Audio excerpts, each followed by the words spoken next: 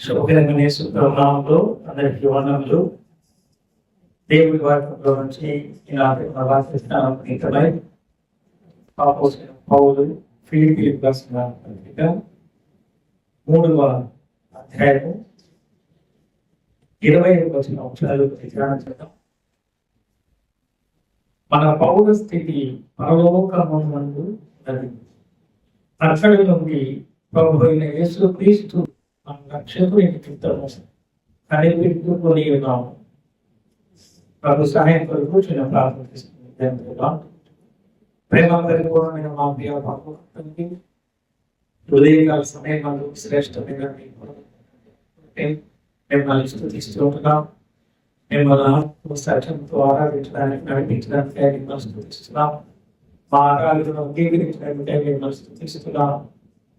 ఈ చక్కటి అవకాశాన్ని మా జీవితంలో కొనసాగించడానికి మిమ్మల్ని స్తుతిస్తున్నాం. చదువుకునే భాగాల గురించి ఈ లోకంలో ఉన్నత మనకు అవసరమైన సందేశాన్ని ఆదరించి మీ మహిమ తెచ్చుకొని మీ పిల్లలైన మమ్మల్ని ధైర్యపరిచి ఆశీర్వదించి సంస్థ జనులకు మేము కూడా దీవెనకరంగా చేయాలి. అన్ని విషయాల్లో మీ దయగల కష్టములకు మీ దృష్టికి మమ్మల్ని అప్పగించుకుంటూ యేసుక్రీస్తు ప్రభువు పేరిట స్తోత్రములు చెల్లించుకుంటూ ప్రార్థిస్తున్నాము తండ్రి. ఆమేన్. ప్రభునందు ప్రియమైన సోదర సోదరులారా, ఫిలిప్పీయులకు రాసిన పత్రికలో 3వ అధ్యాయంలో 20వ వచనంలో మన పౌర స్థితి పరలోకమునందున్నది. అక్కడ నుండి ప్రభు అయిన యేసుక్రీస్తు రక్షకుని నిమిత్తము కనిపెట్టుకొని ఉన్నాము. అవర్ సిటిజన్షిప్, అవర్ లార్డ్, ఈ రెండు మాటల్ని ఈ చిన్న వచనంలో మనం చూస్తూ ఉన్నాం. అవర్ సిటిజన్షిప్, మన యొక్క పౌర స్థితి ఎక్కడ ఉంది? పరలోకమునందు. ఎందుకు మన పౌర స్థితి పరలోకంలో ఉంది? పరిశుద్ధుడైన దేవుడు పరలోకంలో దేవదూతలతోటి గానం ప్రతిగానాలతో స్తుతించబడుతూ ఉన్నప్పుడు ఆ స్తుతి యాగము అర్పిస్తూ ఉన్నటువంటి ఆ సందర్భంలో ప్రధాన గాయకుడైనటువంటి లూసిఫర్ గర్భము ద్వారా ఈ భూమి మీదకి నెట్టబడ్డాడు. అప్పటి నుంచి దేవుని పరిశుద్ధమైనటువంటి ఆ పౌర స్థితిని లూసిఫర్ కోల్పోయాడు. దేవుని స్వరూపము పోలికలో నిర్మించబడినటువంటి మానవులమైనటువంటి మనలను తిరిగి ఆ పౌర స్థితి ఇవ్వడానికి, ఆ పరలోకపు ఆనందాన్ని ఇవ్వడానికి భూమి మీద ఒక చక్కటి ప్యారడైజ్ లాంటి తోటను ఏర్పాటు చేసి అక్కడ మనల్ని ఉంచితే ఆయనకు తిరుగుబాటు చేసి మనము పాపం చేసాం కనుక ఆ పరిశుద్ధమైనటువంటి దైవ సన్నిధిలో ఆ ప్యారడైజ్ లో ఉండేటువంటి పౌరసత్వాన్ని కోల్పోయి నెట్టివేయబడినటువంటి వారంగా ఉన్నాం.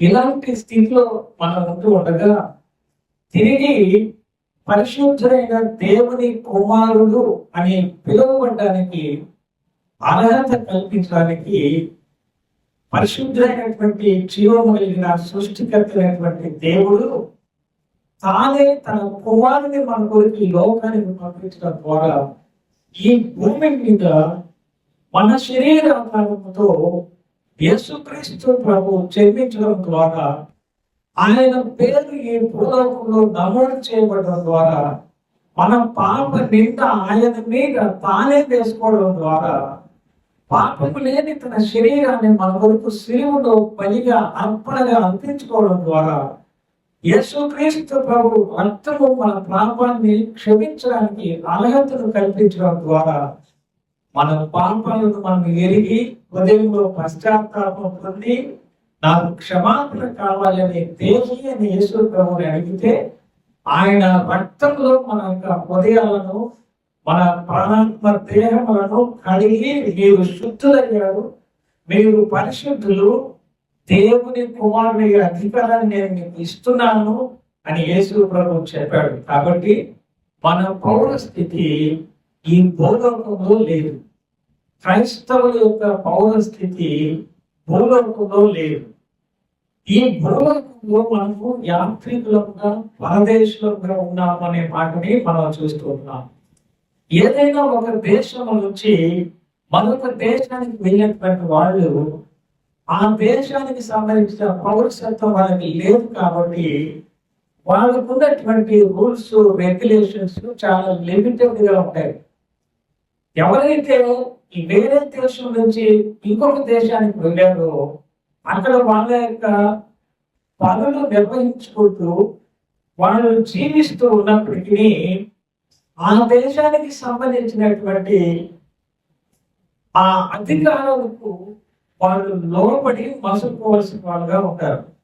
అలాగే మసులుకోకపోతే వారిని ఏ క్షణమంతైనా సరే వాళ్ళకి ఏ విధమైన నోటీస్ కూడా ఇవ్వాల్సిన పని లేకుండా అర్ధాంతరంగా మీరు మీ పనులన్నీ ముగించుకొని ఏ దేశం నుంచి మీరు వచ్చారో ఎక్కడ మీ పౌరస్థితి ఉందో అక్కడికి మీరు వెళ్ళిపోవాల్సింది అని ఆర్డర్ జారీ చేస్తారు. వాళ్ళకి ఇష్టం ఉన్నా ఇష్టం లేకపోయినా ఎంత ఆదాయాన్ని సమకూర్చుకునేటువంటి జ్ఞానవంతులైనా కానీ వాళ్ళు తిరిగి స్వదేశానికి వెళ్ళాల్సినటువంటి వాళ్ళుగా ఉంటారు.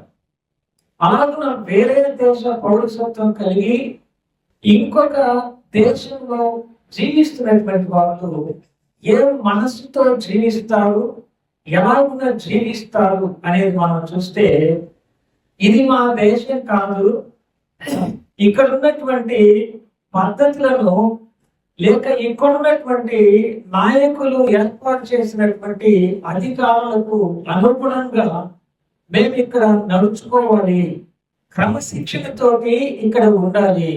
ఎందుకంటే మా సొంత దేశం ఇది కాదు, మా సొంత ఊరు ఇది కాదు, మా సొంత ఇల్లు ఇది కాదు, మాకు సంబంధించినటువంటి వాళ్ళు ఇక్కడ లేరు.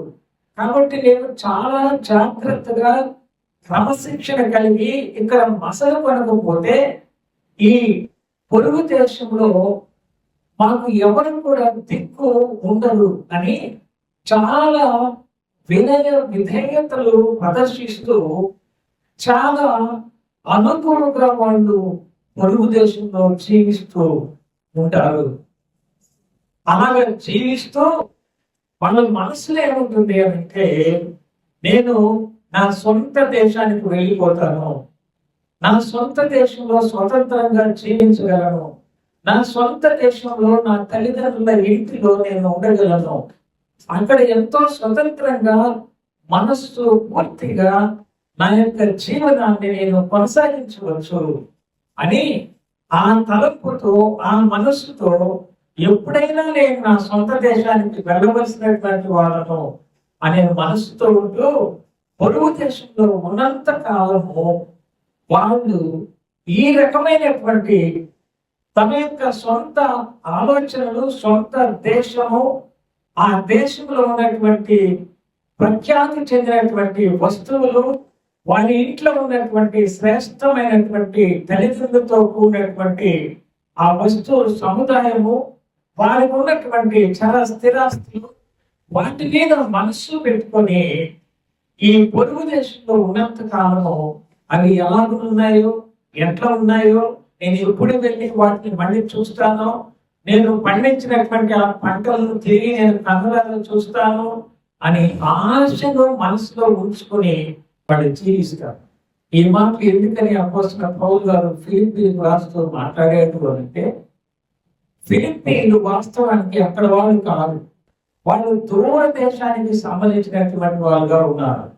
కానీ యేసు ప్రభువును నమ్ముకొని ఉన్నప్పటికీ మాకు రోమా ప్రభుత్వ పౌరసత్వము కలిగి ఉన్నాము అని ఆనాటి కాలం ముందు ఒకే రాజు ఒకే ప్రపంచంలో ఉన్నటువంటి ఆ దినాలలో అచంచలమైనటువంటి ఉన్నతమైనటువంటి పరిపాలన చేస్తున్నటువంటి దేశానికి సంబంధించిన పౌరసత్వం మాది అనే మనసుతో వాడు ఉన్నారు. కానీ యేసు ప్రభువుని నమ్ముకున్నాం మేము, మా పౌరసత్వం ఇక్కడ లేదు, పరలోకం నుంచి వచ్చినటువంటి దేవుని రక్షణలో ఉన్న మేము ఒకప్పుడు అక్కడికి వెళ్ళబోతున్నాం అనేటువంటి పర సంబంధించినటువంటి ఆలోచనతో ఉండకుండా వాళ్ళ యొక్క శరీరము, వాళ్ళ యొక్క మనస్సు, వాళ్ళ యొక్క ఆత్మ సంతోషంగా సంతృప్తిగా ఉండాలని వాళ్ళు కోరుకుంటారు. They desire to get pleasure from their body, mind and soul. తెలుగులో దీన్ని ఏమన్నారంటే, ఇక్కడ ఉంది చూడండి, 19వ వచనంలో, నాశనమే వారి అర్థము, వారి కడుపే వారి దేవుడు, వారు తాను సిగ్గుపడవలసిన సంగతులు యందు అతిశయపడుచున్నారు, భూసంబంధమైన వాటి అంటే మనస్సు ఉంచుచున్నారు అని మనం 19వ వచనంలో చూస్తున్నాం. అంటే ఈ యొక్క వచన సారాంశము మనము ఒక లైన్ లో మనం చెప్పుకోవాలి అంటే, వాళ్ళు ఏ పరిస్థితిలో ఉన్నారంటే, వాళ్ళ కడుపే వారి యొక్క దేవుడు. ఆ ఒక్క లైన్ లో ఉన్న సారాంశం ఏంటంటే, వాళ్ళు శరీరాన్ని ఎలాగునైనా సరే సంతోష పెట్టుకోవాలి, సంతృప్తి పరచుకోవాలి అనే మనసులో వాళ్ళు ఉన్నారు. వాళ్ళు రక్షించబడిన పిల్లలుగా ఉన్నారు, కానీ యేసు ప్రభు రక్తంలో విమోచించబడిన వారుగా ఉన్నారు. కానీ అపోస్తలుడైన పౌలు గారు తాపత్రయపడి సంతోషంతో సువార్తలు చెప్పి వారిని నడిపించినప్పటికీ వారి మనసుంతా ఎలా ఉందంటే, వారి శరీరాన్ని సంతృప్తి పరుచుకునే రీతిగా సంతోషపరచుకోవాలి. వారి యొక్క మనస్సు ఎలా ఉందంటే సంతోషంగా పొందగలుగుతుందో ఆ ప్రకారంగా తమ మనస్సును సంతోషపరచుకోవాలి. తమ ఆత్మ లోపల దేవుని ఆత్మ ఉండి గర్భించినప్పటికీ, యేసు ప్రభు రక్తంలో మేము కడుగబడ్డాము, రక్షణ పొందాము, రక్షణ శాశ్వతమైనది, దేవుని దగ్గరికి వెళతాం మేము.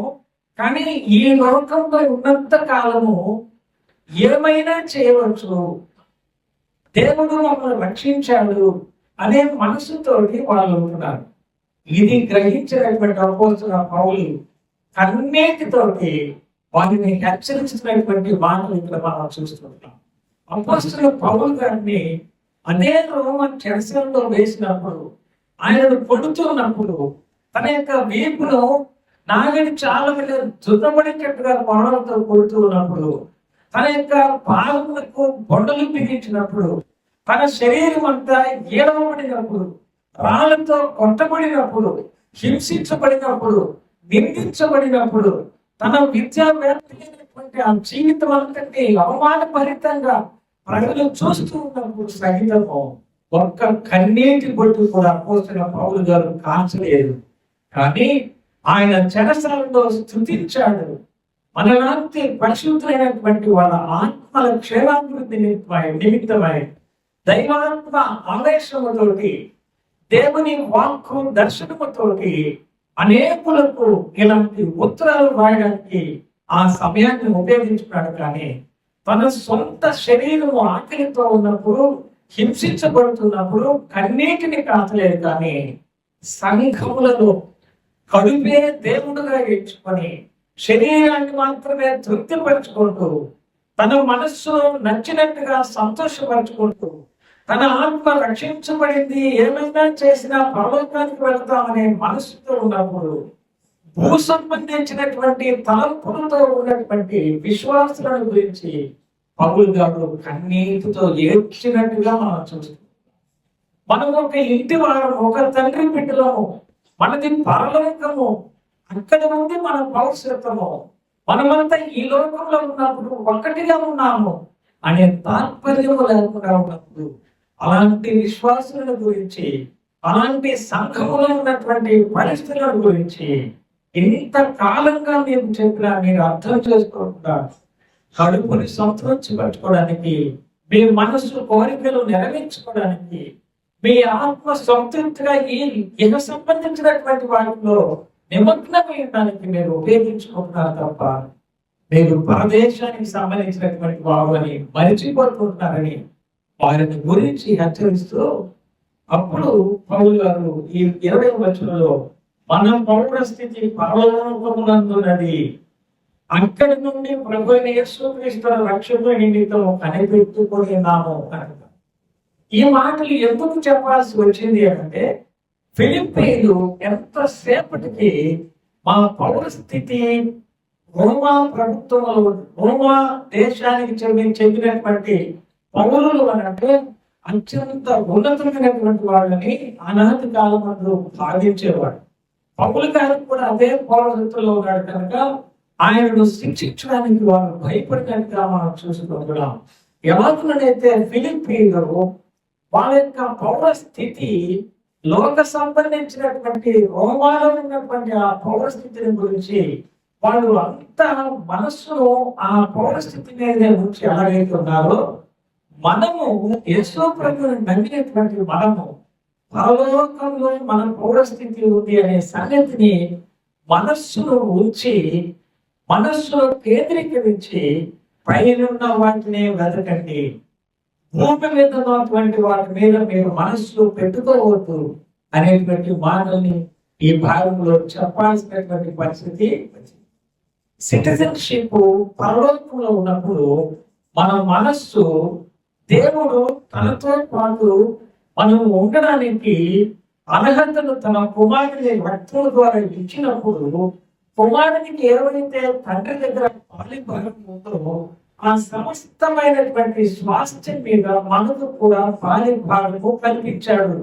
కాబట్టి మన ఆస్తి పాస్తులు, మన ఇల్లు, మన యొక్క తండ్రి, మన యొక్క తల్లి ఎక్కడ ఉన్నారు అనేది మనసులో ఉంచుకోలేదంటే మన సంఘము తల్లి అంటే ఇవన్నీ కూడా పరలోకానికి సంబంధించినటువంటివి. కాబట్టి మేము ఒక రోజున కన్నులారా చూడబోతున్నాము ఆ చర్చముఖమైనటువంటి సమానత్వంతో కూడినటువంటి ఆ ఇంటికి చెందినటువంటి వాళ్ళము, ఆ పట్టణానికి చెందినటువంటి వాళ్ళము అనే మనస్సులో ఈ హృదయంలో ఉంచుకొని ఈ లోకంలో ఉన్నటువంటి రకరకములైనటువంటి ఈ శరీరంలో ఏర్పడేటువంటి బలహీనతలు, రోగాలు, రకరకాల శోధనలు, అపవిత్రకరమైనటువంటి పరిస్థితులు కూడా వెళ్ళవలసి వచ్చినప్పుడు మనల్ని మనం పవిత్రంగా జీవితాన్ని ఉంచుకుంటూ వెళ్ళడము ఈ పద్ధతిలో ఈ లోకంలో ఉండాలి. ఎలా ఉండైతే ఒక పొరుగు దేశానికి సంబంధించినటువంటి వ్యక్తి ఆ దేశం సంబంధించినటువంటి ఆ పరిస్థితులను మనసులో ఉంచుకొని తను ఉండేది కొంతకాలమే కాబట్టి ఆ కొంతకాలము మంచి పేరు తెచ్చుకోవాలనే మనసుతోటి వేరే దేశంలో తాత్కాలికమైన తన సమయాన్ని, మంచి జీవితాన్ని ఆ దేశంలో జీవించాలని ఎవరైతే కోరుకుంటారో, దేవుని ప్రజలమైన మనం కూడా మంచి జీవితాన్ని దేవుడు మనకు ఈ భూమి మీద ఇచ్చినటువంటి ఆయుష్కాలాన్ని భయభక్తులతోటి గడపాలి అని, ఇక్కడ ఉన్నంత కాలము ఏ విధమైన ముడత, మచ్చ, డాగు లేకుండా దేవుని వాక్యాన్ని చదువుకుంటూ ప్రార్థన చేసుకుంటూ గడపాలి అని మనం ఇందులో సారాంశాన్ని మనం గమనించగలుగుతూ ఉంటున్నాం. దేవుని ప్రజలమైనటువంటి మనము ఈ సంగతులను వింటూ ఉన్నప్పుడు, ధ్యానం చేస్తూ ఉన్నప్పుడు ఒక మంచి జీవితాన్ని అలవర్చుకొని కొద్ది కాలం ఉండేటువంటి ఈ లోకంలో మనకు సంబంధించినటువంటి నిత్యత్వానికి సంబంధించినటువంటి పౌరసత్వం కలిగినటువంటి మనము ఎంతో జాగ్రత్తగా ఈ లోకంలో దేవుడు మనకి ఇచ్చిన రక్షణను కొనసాగింపు చేసుకుంటూ ముందుకు సాగాలి అని మనం చూస్తున్నాం. సీజర్ అనేటువంటిది ఒక బిరుదు, ప్రభువు అనేటువంటిది కూడా ఒక బిరుదు. ఇక్కడ ఫిలిప్పీలకు సంబంధించినటువంటి ఆ రోమన్ ప్రభుత్వాన్ని నడిపిస్తున్నటువంటి ఆ యొక్క కైసరు ఎవరైతే ఉన్నారో, ప్రభువుగా చలామణి అవుతున్నటువంటి ఆ సమయం దాదాపుగా క్రీస్తుకు పూర్వము 48వ సంవత్సరంలో ఈ సందర్భం జరిగినట్టుగా మనం గమనిస్తే, కైసరు ప్రభు అయినప్పుడు కైసరుకు నేను జవాబుదారీగా ఉన్నాను, ఆయన అధికారానికి నేను లోబడి ఉండవలసిన వాడుగా ఉన్నాను అనే తాత్పర్యంతో ఎలాగైతే ఫిలిప్పీలు ఒక విధంగా వాళ్ళు ఆ పౌరసత్వంలో ఆనందిస్తూ అతిశయిస్తూ ఆ ప్రభువుకి లేక ఆ కైసరికి వాళ్ళు లెక్క ఒప్పు చెప్పవలసిన వారుగా పొరుగు దేశంలో ఉన్నారనే మనసు కలిగి ఉన్నారు. దేవుని ప్రజలమైనటువంటి మనము కూడా మన ప్రభువు యేసుక్రీస్తు ప్రభు పరలోకం నుంచి మన కొరకు దిగి రాబోతూ ఉన్నాడు. ఆయనకు నేను లెక్క చెప్పవలసిన వాడనగా ఉన్నాను. నా ప్రభువు నా యొక్క ప్రాణాత్మ దేహం మీద ఆధిపత్యం కలిగినటువంటి వాడుగా, అధికారం కలిగినటువంటి వాడుగా ఉన్నాడు. కాబట్టి ఈ శరీరంలో నేను పరిశుద్ధమైనటువంటి జీవితాన్ని జీవించడం ద్వారా నా ప్రభువు నన్ను ఏలుబడి చేస్తున్నాడు కనుక భయభక్తులతో ఉండవలసిన వాడుగా ఉన్నాను అని ఆలోచన చేయవలసిన వాడుగా మనం ఉంటున్నాం. ఆ దినాల్లో ఆ రోమా ప్రభుత్వాన్ని, సర్వలోకాన్ని కేంద్రంగా ఆ ప్రభుత్వాన్ని జరిగిస్తున్నటువంటి ప్రభువుగా పిలువబడుతున్నటువంటి వీరి దగ్గర నుంచి పన్నులు అన్ని పొందడానికి అర్హత కలిగినటువంటి వ్యక్తిగా ఆ ప్రభువుగా పిలువబడుతున్నటువంటి క్రైస్తవుడు యేసుక్రీస్తు ప్రభువులకు ప్రభువుగా వస్తున్నాడు సత్యాన్ని గ్రహించకుండా అంతవరకు మానవులను పిప్పి చేస్తున్నటువంటి ప్రభుత్వాలను, నా యొక్క ప్రభుత్వం ఈ లోకం లాంటిది కాదు, నా శాంతిని మీకు అనుగ్రహిస్తున్నానని ప్రభువు తెలియజేస్తూ ఆయన మన కొరకై ఒక చెంప మీద కొడితే ఇంకొక చెంప చూపించమని చెప్పి తన యొక్క చెంపలను, తన యొక్క వెంట్రుకలు పెరుగులు వారికి ఆయన అప్పగించి ఆయన సాధువుగా సెలవును మన కొరకు అప్పగించుకోవడం మనకు రక్షించాడు కనుక తిరిగి ఇప్పుడు ఆ ఎలాగునైతే దేవదూతులు చూస్తూ ఉండగా ఆయన పరలోకానికి ఆరోహణమే వెళ్ళాడు, అదే రీతిగా ఆయన తిరిగి రాబోతూ ఉంటున్నాడు. మీరు చూస్తారని దేవదూతుల చేత ప్రకటించబడ్డాడు. ఆ ప్రభు రాబోతున్నాడు అనేటువంటి మనస్సుతో ఈ లోకంలో మనం జీవించాలని మనం చూస్తూ ఉన్నాం. కాబట్టి సిటిజన్షిప్, అవర్ లార్డ్ అని ఈ రెండు పదాలను ఆధారం చేసుకొని ఈ మాటలు అపోస్తలుడైన పౌలు గారు ఫిలిప్పీయులకు రాసినటువంటి మాటలుగా మనము చూస్తూ ఉన్నాం. ఈనాటి ఈ సందేశంలో సారాంశం అంతా మనము ధ్యానం చేసేసాం. దేవుని వచనముల నుంచి, ఆయన వాక్యపు వెలుగులో నుంచి కొన్ని మాటలు మనం చూస్తే 16వ కీర్తన 11వ వచనంలో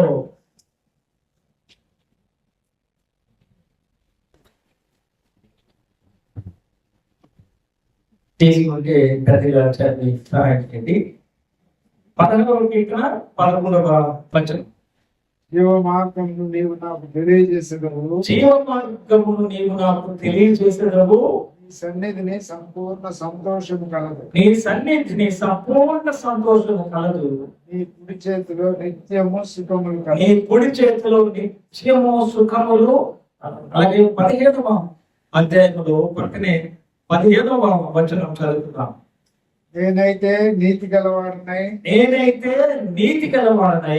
నీ ముఖ దర్శనము చేసేదను, నేను మేలుకొనున్నప్పుడు నీ స్వరూప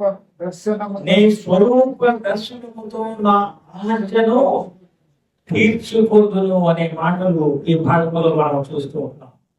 యేసుక్రీస్తు ప్రభువుగా మన మధ్యకి రాబడుతూ ఉన్నారు. ప్రభువుగా వచ్చేటువంటి ఆయన వచ్చినప్పుడు మనము ఏమవుతాము అనేటువంటి సంగతిని ఇక్కడే మనం చూస్తే 20-21 వచనంలో మనం పరమస్థితి పరలోకమునందున్నది, అక్కడ నుండి ప్రభు యేసుక్రీస్తు రక్షకుని నిమిత్తం కనిపెట్టుకుని నాము సమస్తమును తనకు లోపరుచుకుని జారిన శక్తిని బట్టి ఆయన మన దీన శరీరమును తన మహిమగల శరీరమునకు సమరూపం గలదానిగా మార్చును. నేను మేలుకొని ఆయన స్వరూప దర్శనము చూడాలి అంటే నేను చూస్తాను, అక్కడ నిత్య సుఖములు సంతోషము ఉందని భక్తుడు తెలియజేస్తున్నాడు. అంటే మనము ఈ దీన శరీరానికి శాశ్వతమైనటువంటి ఒక రిఫర్మేషన్ జరగబోతా ఉంది, మేనిఫెస్టేషన్ జరగబోతా ఉంది. ఈ శరీరము క్షయమైపోయి అక్షయమైనటువంటి శరీరముగా ఇదే శరీరాన్ని ఆయన మార్చబోతూ ఉన్నాడు. ఈ లోకంలో ఉన్నంత కొద్ది కాలము కష్టాలు శ్రమలు అనుభవిస్తూ ఆ రాబోయే మహిమ శరీరము ఎంత ఉన్నతంగా ఉండబోతుందో అనేది మనం మనసులో ఉంచుకొని ఆ ప్రభువు కొరకు ఎదురు చూడాల్సినటువంటి వారు ఉన్నామని ఇక్కడ మనం చూస్తూ ఉన్నాం. ఆ ప్రభు యొక్క మహిమ శరీరాన్ని ఆయన మనకు ధరింపచేసినప్పుడు ఈ మట్టి శరీరాన్ని మహిమ గల శరీరంగా ఆయన శరీరంతో సమరూపమైన శరీరంగా మనం మార్చినప్పుడు ఆ ప్రభువును మనం చూస్తూ ఎంత సంతోషంతో సుఖంగా మనం ఉంటామో అనేటువంటి మనసుతోటి ఆ ప్రభు మనకు వస్తున్నాడు అనే తలంపుతో మనం ఉన్నప్పుడు మన యొక్క సంభాషణ ఎవరితో ఉంటుంది? పొరుగు దేశంలో ఉన్నప్పటికీ ఇంటి దగ్గర వేరే దేశంలో ఉన్న వాళ్ళతో సాంప్రదాయాలు ఎలాగైతే జరుగుతూ ఉంటాయో, తల్లిదండ్రులతో మాట్లాడేటువంటి ఆ యొక్క కన్వర్సేషన్, ఆ సంభాషణ అనేటువంటిది ఎంత కమనీయంగా ఉంటుందో ఈ నేటి దినాల్లో వీడియోలో వాళ్ళను చూస్తూ వాళ్ళతో సంభాషిస్తూ ఉన్నప్పుడు తల్లిదండ్రులమైన మనం ఎంత సంతృప్తిని సంతోషాన్ని అనుభవిస్తూ ఉన్నామో, ఒకప్పుడు ఈ శరీరము ఆయన మహిమగల శరీరంగా మార్చినప్పుడు ఆయనను చూస్తూ అంత సుఖంగా అంత సంతోషంగా ఉంటాము. కాబట్టి ఆ ప్రభు కొరకు మనం ఎదురు చూస్తున్నామనే మనసుతో ఈ లోకంలో ఉండాలి అనే సత్యాన్ని మనం చూస్తున్నాం. యెషయా గ్రంథం 26వ అధ్యాయం 1-2 వచనాలు మనం చూసినట్లయితే, ఆ దినమున యూదా దేశంలో జనులు ఈ కీర్తన పాడదు, బలమైన పట్టణం నది రక్షణను దానికి ప్రాకారములుగాను బురుజులుగాను ఆయన నియమించి ఉన్నాడు. సత్యమును ఆచరించు నీతి గల జనము ప్రవేశించినట్లు ద్వారములను తీయుడి అని చూస్తున్నాం. గలతీ పత్రిక 4వ అధ్యాయము 26వ వచనంలో మనం గమనించినట్లయితే, గలతీ రాసిన పత్రిక 4:26వ వచనం, పైనున్న యెరూషలేము స్వతంత్రముగా ఉన్నది, అది మనకు తల్లి. చూసారా, తల్లి అనేది ఇక్కడ వచ్చింది మనకు. పైనున్న యెరూషలేము అది మన తల్లి. అక్కడ ఎట్లా ఉంటాం? మనం స్వతంత్రముగా ఉంటాం. ఈ లోకంలో స్వతంత్రంగా లేదు మనం. ఆయన మన బానిసత్వం నుంచి స్వతంత్రంగా రక్షించాడు. కానీ ఈ శరీరంలో ఉన్నంత మటుకు సంపూర్ణమైనటువంటి స్వాతంత్ర్యం అనేది ఎక్కడన్నా మనకు దొరుకుతుందా? ఎక్కడ దొరకటం లేదు. ఏదో ఒకటి కోల్పోయినట్టుగా, ఎక్కడో ఒక సంతోషము లోపించినట్టుగా, ఏదో పట్టి పీడిస్తున్నటువంటి భావన మన మనస్సులో ఉంటుంది. కానీ ఆ యెరూషలేము అది పైనున్నటువంటిది, అది స్వతంత్రముగా ఉన్నది అని మనం చూస్తాం. అప్పుడు ప్రభు ముందు వెళ్తుంటే మనం వెనక వెళ్దాం, ఆయనతో పాటు కలిసి వెళ్తూ ఉంటాం. ఈ లోకంలో ముందు ఒకరు ఉంటారు, వాడు వెనక వేరే వాళ్ళు ఉంటారు. కానీ అక్కడ స్వతంత్రత అనేది ఎలా ఉంటుందంటే, దేవుడు ఎక్కడ ఉంటాడో అక్కడనే మనం కూడా ఉంటాం. ఆ స్వాతంత్ర్యము అనేటువంటిది వర్ణనాతీతం. అది తల్లి ఎలాగో వాళ్ళు స్వతంత్రులుగా వాళ్ళు పిలుస్తూ మనల్ని కన్నటువంటి తల్లి కడుపులో పెట్టుకొని చూస్తుందయ్యా ఏదైనా పొరపాటు చేసిన బిడ్డలు అని ఏదైతే సామెత మనం ఉంటామో, అలాగున యెరూషలేము అది పైన ఉన్నది, అది తల్లి, అక్కడ స్వతంత్రం ఉంది అని మనం చూస్తున్నాం. ఈ లోకంలో స్వతంత్రం ఉంది అని చెప్పుకుంటున్నాం, కానీ పరిపూర్ణమైన స్వాతంత్ర్యం మనకు. మన ఇష్టానుసారంగా మాట్లాడితే వీలు పడదు, మన ఇష్టానుసారంగా ప్రవర్తించడం వీలు పడదు. ఈ లోకంలోనే ఇలాంటి పరిస్థితులు ఉన్నాయి. నీతి కలిగి మనం ఈ లోకంలో మాట్లాడినా కూడా కొన్ని రకాల కట్టుబాట్లకు లోనయ్యే పరిస్థితులు ఉంటున్నాయి. నీతి కలిగి లోకంలో మనం ప్రవర్తిస్తూ యథార్థంగా జీవిస్తే, అబద్ధం ఆడకుండా సత్యంగా జీవిస్తే ఎన్నో రకాల హింసలను కష్టాలను ఎదుర్కోవాల్సిన పరిస్థితి ఈ లోకంలో ఉంటుంది. కానీ అక్కడ అవన్నీ స్వతంత్రమైనటువంటి స్థితి కలిగినటువంటి పట్టణంగా పేరు పొందినటువంటిదిగా మనం చూస్తున్నాం. పక్కనే ఉంది కాబట్టి ఎఫెసీ పత్రిక 2వ అధ్యాయం 19వ వచనంలో చూస్తే అక్కడ యేసు క్రీస్తు ప్రభువు గురించి మాట్లాడుతూ ఆయన స్వాస్థ్యం యొక్క మహిమైశ్వర్యం ఏంటో, ఆయన క్రీస్తునందు వినియోగపరిచిన బలాతిశయమును బట్టి విశ్వసించు మనయందు ఆయన చూపుచున్న తన శక్తి యొక్క అపరిమితమైన మహాత్మ్యం ఏంటిదో అని మనం చూస్తూ, ఆయనలో ఉన్నటువంటి మనము తనను తెలుసుకునేటువంటి విషయంలో జ్ఞానము కలిగి ఉన్నట్ని కోరుకునేవాడు అనే సత్యాన్ని మనం చూస్తున్నాం. కాబట్టి మహిమైశ్వర్యము కలిగినటువంటి వారముగా మనము ఉండబోతున్నాం అనే సత్యాన్ని మనం చూస్తూ ఉన్నాం. మరొక మాట ఏంటంటే, అపోస్తల కార్యముల గ్రంథంలో 1వ అధ్యాయము 11వ వచనంలో మనము ఈ రీతిగా చదువుకుంటాం. గలిలయ మనుషులారా, మీరు ఎందుకు నిలిచి ఆకాశం వైపు చూస్తున్నారు? మీ యొద్దనే పరలోకములకు చేర్చుకొనబడిన ఈ యేసే ఏ రీతిగా పరలోకములకు వెళ్ళటం మీరు చూచిరో ఆ రీతిగానే ఆయన తిరిగి వచ్చునని వారితో. ఇప్పుడు చూడండి, ప్రభువు అనేటువంటి ఆ మాటలు ఎవరైనా ప్రభు ఈ లోకాన్ని నుంచి పరలోకానికి వెళ్ళడం చూచారు, అలాగే ఆయన ప్రభువుగా, ప్రభువులకు ప్రభువుగా, రాజులకు రాజుగా ఆయన రాబోతూ ఉన్నాడు. అలాగనే మీరు చూస్తారు. ఎందుకు ఆశ్చర్యపడుతున్నారు అని ఈ హెచ్చరికను తెలియజేసినటువంటి మాటలుగా మనము చూడగలుగుతున్నాం. 2వ తెస్సలోనికీ పత్రిక 4వ తెస్సలోనికీ పత్రిక 4వ అధ్యాయం 16వ వచనంలో కూడా ఆయన ప్రత్యక్షం కాబోతూ ఉన్నాడు. ప్రధాన శబ్దముతో ఆర్భాటముతో అనేటువంటి మాటలు మనము చూడగలుగుతున్నాం. 2వ తెస్సలోనికీ పత్రికలో 1వ అధ్యాయంలో 6వ వచనం నుంచి 8వ వచనం వరకు ఉన్నాయి. అక్కడ మనం ఏం చూస్తామనంటే, ఆయన ఎలా వస్తున్నాడు? ప్రభువైన యేసు తన ప్రభావాన్ని కనుపరచు దూతలతో కూడా పరలోకం నుండి అగ్ని జ్వాలలలో ప్రత్యక్షమై దేవుని ఎరుగని వారికి, మన ప్రభువైన యేసు సువార్తకు లోబడిన వారిని ప్రతిదండన చేయనప్పుడు మిమ్మల్ని శ్రమపరచు వారికి శ్రమ పొందుచున్న మీకు మనతో కూడా విశ్రాంతి అనుగ్రహించిన దేవునికి న్యాయమే. ఎలా వస్తున్నాడు యేసు ప్రభు అయిన యేసు తన ప్రభావం దూతలతో కూడా పరలోకం నుండి అగ్ని జ్వాలలలో ప్రత్యక్షమయ్యే మాట.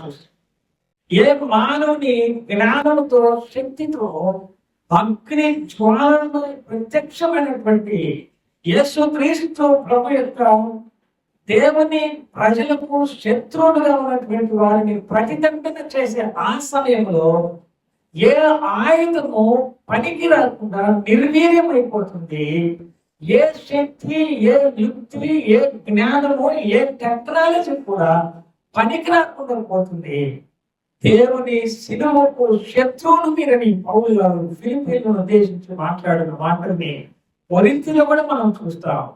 సిలువకు శత్రువులుగా ఉన్నటువంటి వారిని ప్రతిదండన చేసినప్పుడు ఎవరు కూడా వారిని తప్పించలేరని చూస్తాం. అదే రీతిగా ఎవరైతే యేసు ప్రభువును నమ్ముకుని శ్రమ పట్టబడుచు హింసను అనుభవిస్తూ తమ ప్రవర్తనను కాపాడుకుంటూ ముందుగా మనం విన్నట్టుగా మా యొక్క పౌరస్థితి పరలోకంలో ఉంది, మా ప్రభు అక్కడి నుంచి వస్తారని ఓపికతో నిరీక్షణతో ఎదురు చూచారు. వారిని ఆయన ఏం చేయబోతున్నాడు? కనికరముతోటి వారిని మరి తప్పించబోతున్నాడు ఆ శ్రమలో నుంచి అనేటువంటి మాటని ఈ వాక్య ప్రారంభంలో 2వ తెస్సలోనికీ పత్రిక 1వ అధ్యాయంలో ఈ మాటలు మనం గమనించగలుగుతూ ఉంటున్నాం. కనుక శ్రమ పరచు వారికి శ్రమ పొందుచున్న మీకు మాతో కూడా విశ్రాంతి అనుగ్రహించుటకు దేవునికి న్యాయమే. న్యాయాధిపతి అయినటువంటి దేవుడు నిన్ను నన్ను ఆ రోజున విడిపించబోతున్నటువంటి దేవునిగా ఈ లేఖనాన్ని బట్టి మనం చూస్తూ ఉంటున్నాం. ప్రకటన గ్రంథం 1వ అధ్యాయం 7వ వచనంలో కూడా ఇలా అందరూ చూస్తారనేటువంటి మాటలు మనం చూస్తే మనం అక్కడ నుంచే రాబోతున్న ప్రభువుని మనసులో ఉంచుకొని ఈ లోకంలో వినయ భయభక్తులతోటి జీవించాలని మనం నేర్చుకుంటూ ఉన్నాము. చివరిగా మనం గమనిస్తే ఆ వచనాలలో 1 కొరింథీ పత్రికలో 1వ అధ్యాయం 7వ వచనంలో కనుక ఏ కృపావరమునందులో లోపము లేక మీరు మన ప్రభు అయిన యేసు క్రీస్తు ప్రత్యక్షత కొరకు ఎదురు చూచుచున్నారు అన్నాడు. అంటే దేవుడు మనకి ఇచ్చినటువంటి ఏ కృపావరంలో కూడా లోపము లేకుండా ఆ ప్రభువు వస్తున్నాడు అనేది ఆయన ప్రత్యక్షత కొరకు ఎదురు చూస్తూ దేవుడు మనకి ఇచ్చిన ఆ వరములను లోపము లేకుండా చూసుకుంటూ ఆ వరములను ఉపయోగిస్తూ అనేక ఆత్మల రక్షణ అంతటా అందరూ మారు మనసుకున్నారని దేవుడు నిశ్చయించున్నాడు కనుక ఆయన చిత్తాన్ని జరిగించడం అంటే మన జీవితం ద్వారా, మన ప్రవర్తన ద్వారా, మన దీన తత్వము ద్వారా, మన యొక్క ఆ మనస్సు పవిత్రమైనదిగా ఉంచుకోవడం ద్వారా లోకానికి ఆయన శిలువ ప్రేమను చూపించేటువంటి వారుగా ఉండాలి అని ఆ వాక్య భాగంలో మనము గమనిస్తూ ఉంటున్నాం. దీంతో కనుక 2:13 అనగా మహాదేవుడు మన రక్షకుడైన యేసుక్రీస్తు మహిమ యొక్క ప్రత్యక్షంగా కొరకు ఎదురు చూచుచు ఈ లోకంలో స్వస్థ బుద్ధితోనూ నీతితోనూ భక్తితోనూ బ్రతుకుచుండవని మనకు బోధించు. ఈనాటి సందేశానికి సమస్తానికి కూడా సారాంశమైనటువంటి లేఖన భాగంలో మనం యేసుక్రీస్తు ప్రభు ఎవరు? ఆయన మహా దేవుడు. ఆ మహాదేవుడే మన మీద ప్రభుత్వము చేయడానికి రాబోతుంటున్నాడు. ఆ ప్రభుత్వంలో న్యాయం ఉంటుంది. ఆ ప్రభుత్వంలో ఆయన దుష్టులను శిక్షించే కార్యక్రమం ఆ రోజున చేస్తాడు. అని ఈ రోజున దుష్టుడు తన దుష్టత్వాన్ని బట్టి మరణించడం ఆయనకి ఇష్టం లేదు అని సువార్తను ప్రకటిస్తున్నటువంటి ఆయన బిడ్డలను ఉపయోగించుకొని ఆయన ప్రకటిస్తున్నట్టుగా మనం చూస్తున్నాం. ఆయన బిడ్డల మీద మనం ఒకప్పుడు ఆయన చేత శ్రమలలో నుంచి తప్పించబడేటువంటి వారంగా, ఆయనతో నిత్యత్వంలో ఉండగలిగేటువంటి వారంగా ఉంటామని మనం చూస్తున్నాం. కనుక ఆ మహాదేవుని యొక్క ప్రత్యక్షత కొరకు ఆయన మన రక్షకుడు. ఈ శరీరాన్ని మార్పు చేసి శాశ్వతమైనటువంటి శరీర రక్షణను ఇవ్వడానికి వస్తున్నటువంటి ప్రభువు మీద మనస్సు ఉంచుకొని ఈ లోకంలో స్వస్థ బుద్ధితో, నీతితో, భక్తితో జీవించాలి అనేటువంటి సత్యాన్ని మనం చూస్తూ ఉంటున్నాం. అలా జీవించడానికి ప్రభు మనకు సహాయం చేద్దాం. నేను ప్రార్థన చేస్తున్నాం. మమ్మల్ని మిక్కిలిగా ప్రేమిస్తున్న పేరు పరలోక తండ్రి, మా యొక్క పౌరస్థితి మీ దగ్గర ఉంచుతున్నాము. మా ప్రభు మీరే ఆ మనసుతో ఈ లోకంలో స్వస్థ బుద్ధితో, నీతితో, భక్తితో నీ కొరకు జీవించగలుగుతారు. మమ్మల్ని దీవించమని యేసుక్రీస్తు ప్రభువు పేరిట స్తోత్రములు చెల్లించుకుంటూ ప్రార్థిస్తున్నాం తండ్రి.